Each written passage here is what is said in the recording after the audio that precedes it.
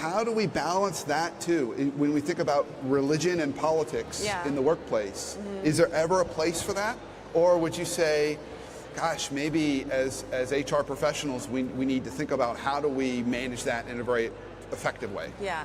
So I think when we come to work, all of us bring our whole selves. And I think it's important to respect that. And for those of us that have done D&I work, diversity and inclusion work, we talk about that a lot.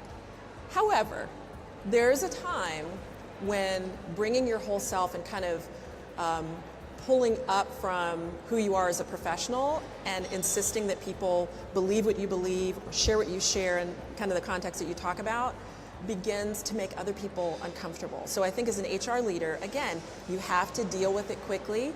You have to make sure that you understand what the culture of the organization is. And I mention that because one of the companies that I work with is a Christian, a faith-based company, where faith is a very, very important part of what they do.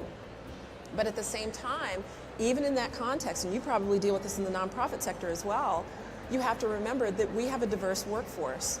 And if that's true, then we have to remind people in that scenario and have conversations with those folks. If that person is praying and they've got a situation where people are not comfortable with that, or they are representing the organization, when they're in a prayer meeting, that sort of a thing, that's really, I think, where we begin to cross the line and where we have to pull people back to your core objective as a company.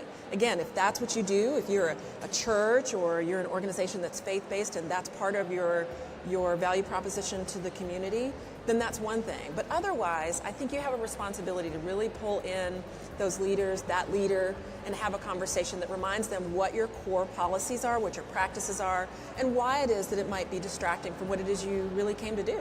Yeah, and hearing you say that, what I was thinking in my mind was that there's almost not a one-size-fits-all with that. That's true. And it can vary based on role. Absolutely. So the more senior you get, the more you really have to watch that and be careful. Yeah.